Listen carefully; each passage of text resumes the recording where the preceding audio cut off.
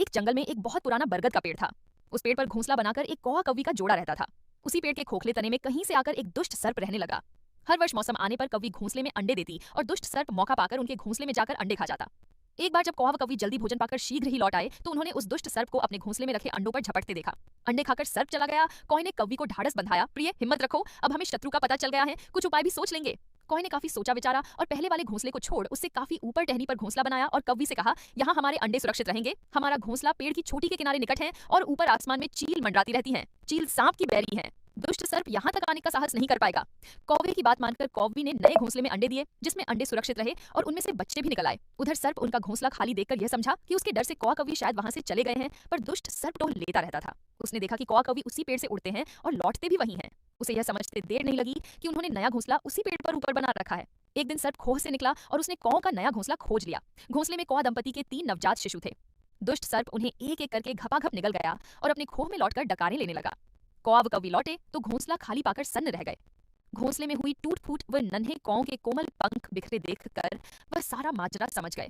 कौवी की छाती तो दुख से फटने लगी। कौवी बिलख उठी, तो क्या हर वर्ष मेरे बच्चे सांप का भोजन बनते रहेंगे? कौवा बोला, नहीं, ये माना कि हमारे सामने विकट समस्या है, पर यहाँ से भागना ही उसका हल नहीं है। विपत्ति के समय ही मित्र काम आते हैं, हमें लोमड़ी मित्र से सलाह लेनी चाहिए। दोनों तुरंत ही लोमड़ी के पास गए। लोमड़ी ने अपने मित्रों की दुख भरी कहानी सुनी। उसने कौवा तथा कौवी के आंसू पोंछे। लोमड़ी ने काफी सोचने के बाद कहा, मित्रों, तुम्हें वह पेड़ छोड़कर जाने की जरूरत नहीं है। मेरे दिमाग में एक तरकीब है जिससे उस दुष्ट सर्प से छुटकारा पाया जा सकता है। लोमड़ी ने अपने चतुर दिमाग में आई तरकीब बताई। लोमड़ी की तरकीब सुनकर कौवा कौवी खुशी से उछल पड़े। उन्होंने लोमड़ी को धन्यवाद दिया और अपने घर लौट आए। अगले ही दिन योजना अमल में लानी थी। उसी वन में बहुत बड़ा सरोवर था। उसमें कमल और नरगिस के फूल खिले रहते थे। हर मंगलवार को उस प्रदेश की राजकुमारी अपनी सहेलियों के साथ वहां जल क्रीड़ा करने आती थी। उनके साथ अंगरक्षक तथा सैनिक भी आते थे। इस बार राजकुमारी आई और सरोवर में स्नान करने जल में उतरी तो योजना के अनुसार कौवा उड़ता हुआ वहां आया।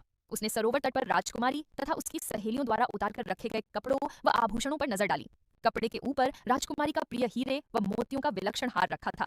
कौवी ने राजकुमारी तथा सहेलियों का ध्यान अपनी ओर आकर्षित करने के लिए कांव कांव का शोर मचाया। जब सबकी नजर उसकी ओर घूमी तो कौवा राजकुमारी का हार चोंच में दबाकर ऊपर उड़ गया।